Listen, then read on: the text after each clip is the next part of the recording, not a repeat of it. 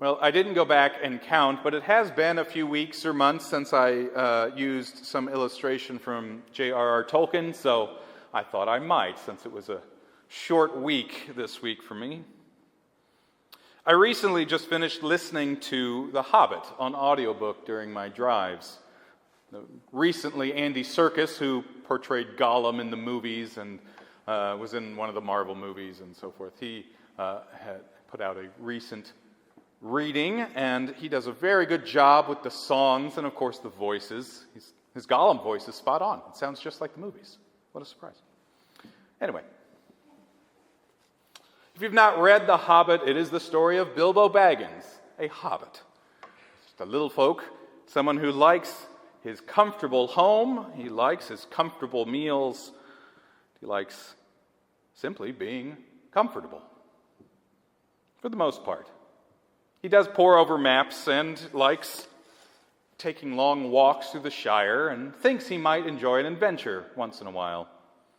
And so he gets one when the wizard Gandalf comes to his door with a set of dwarves, and they set off for the quest of the mountain to take back the dwarves' ancestral home and hopefully retrieve the treasure from the dragon, though they're a lit sparse on the details on how they're going to deal with the dragon, but, they'll figure it out when they get there. And so, on the way, of course, being an adventure, Bilbo encounters many things that are uncomfortable, one might say.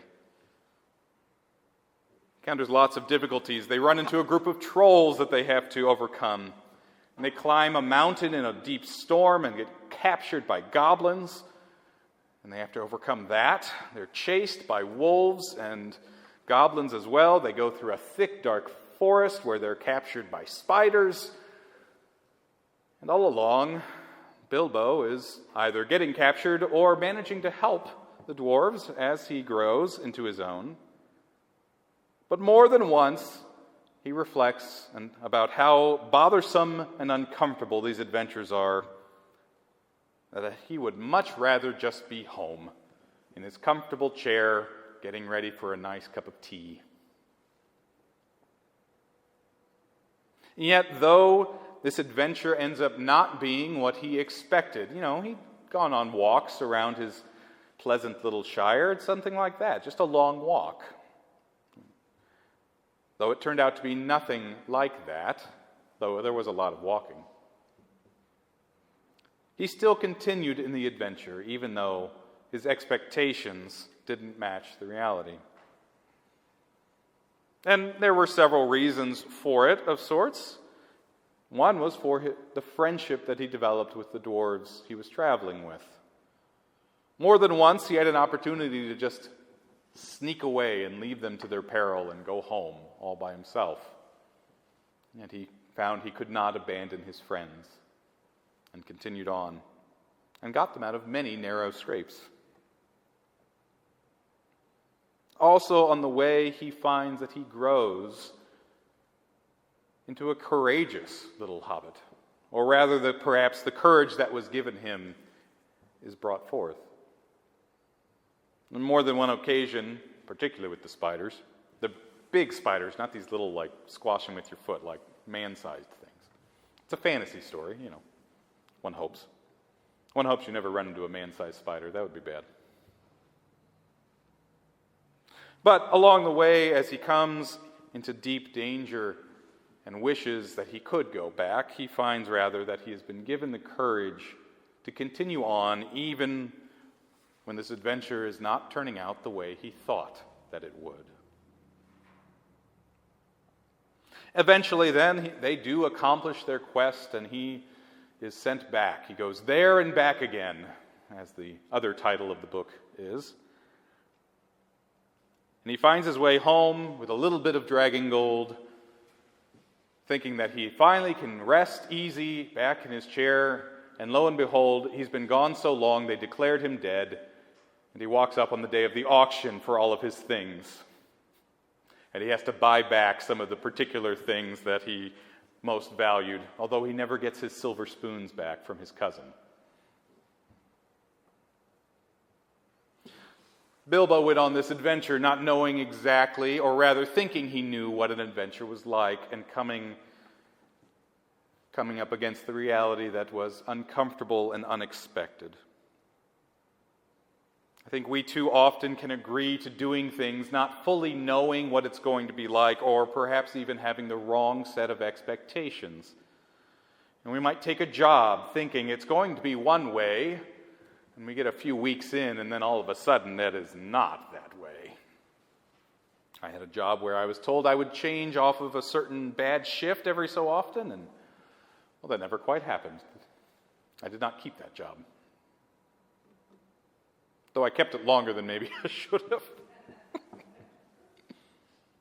We might take a vacation thinking it will be this lovely, restful time, and then, of course, the car breaks down, or the flight's delayed, or our luggage is lost, or it's raining on us as we wait for our cab or taxi or bus. And that lovely feeling of refreshment never quite gets us on that vacation.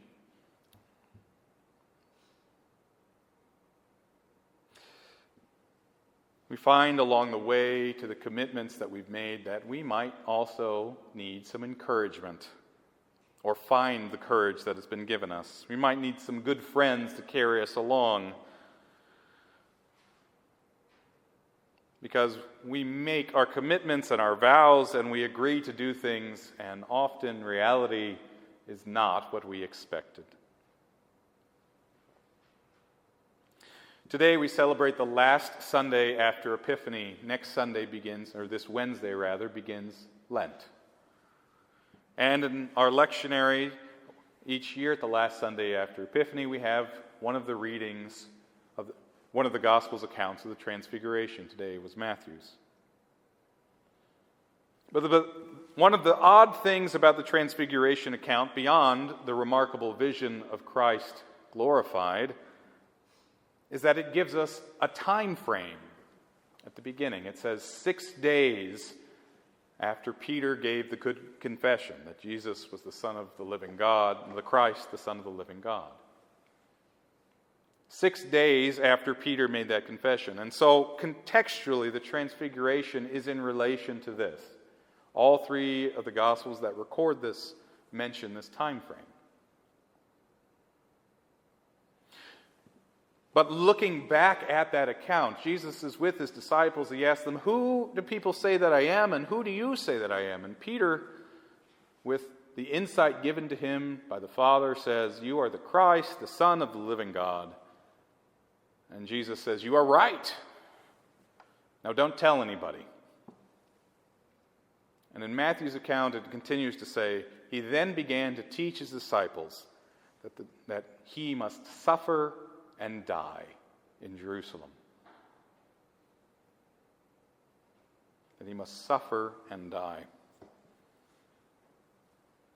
I've said before, and I'll say it again, if you were a first century Jewish person and the person you thought was the Messiah started talking about dying, that would not fit your expectations. And it didn't fit Peter's either. In between the good confession and today's reading in the Transfiguration, Peter pulls Jesus aside, and he says, "Jesus, you're talking about this dying and suffering stuff, and may it never be. It's not going to happen to you.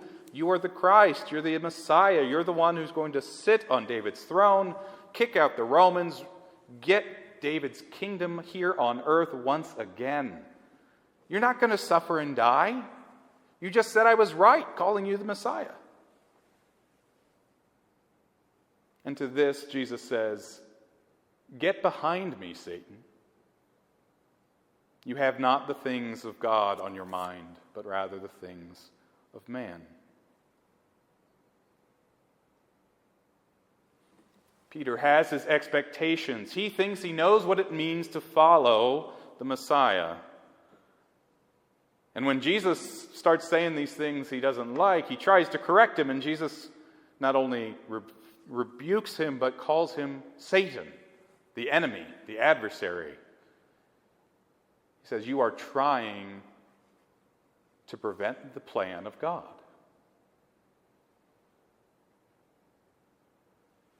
And so perhaps if we were in Peter's shoes, we might also need a little encouragement.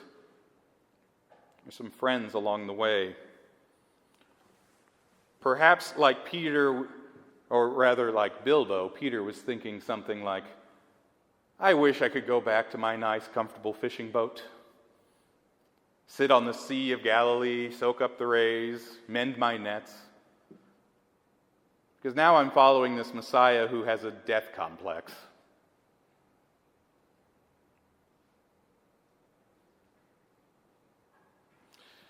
In the midst of this, Jesus takes Peter, James, and John up on the mount and reveals his glory to them.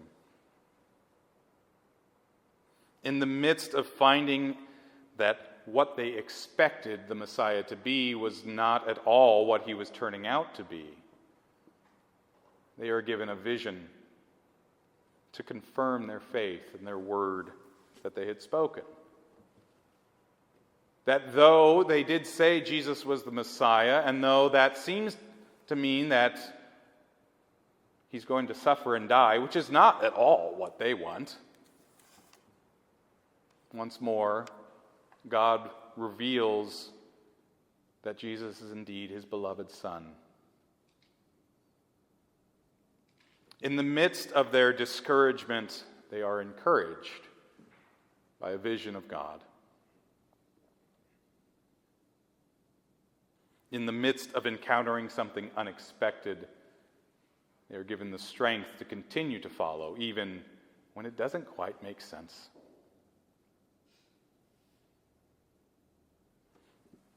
In the context of the Gospels, the Transfiguration sits there to reaffirm that Jesus is indeed the Messiah of God. And that indeed the task of the Messiah is not this military conquest, but rather to go to Jerusalem to suffer and die, and to be raised on the third day.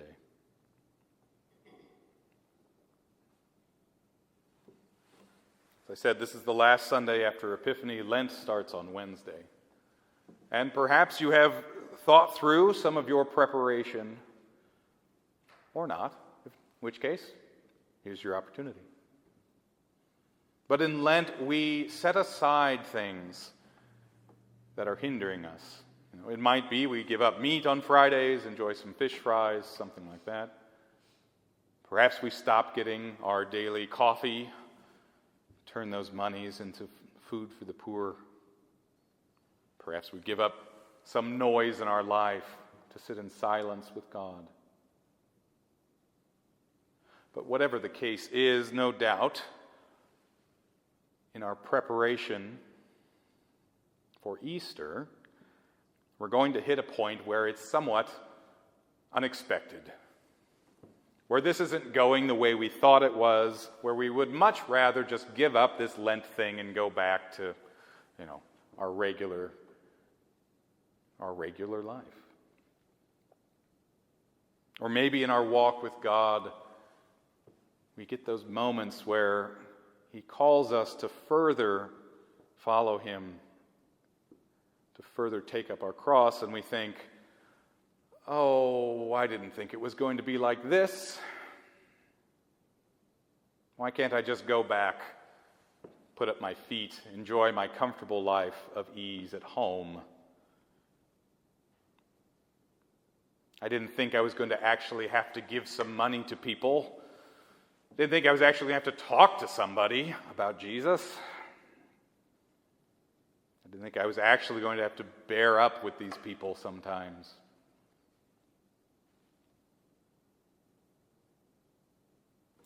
In the midst of those times when it seems that we are discouraged, when following Jesus does not seem like what we expected it to be,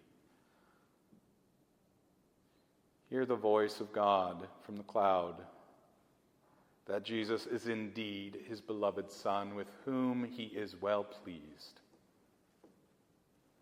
And hear the voice of Jesus following, saying, "Take up your cross and follow me. I will give you the encouragement you need. I will surround you with the friends you need in this I call you to follow me, but not alone. If you thought it was going to be all daisies and roses, well, you need to read the Passion a little bit closer. But even in that, as our colleague says, we are being given the glory that is Jesus's, that was revealed on the mountain, that we might be like him, sharing in his sufferings and death, that we might also share in his resurrection.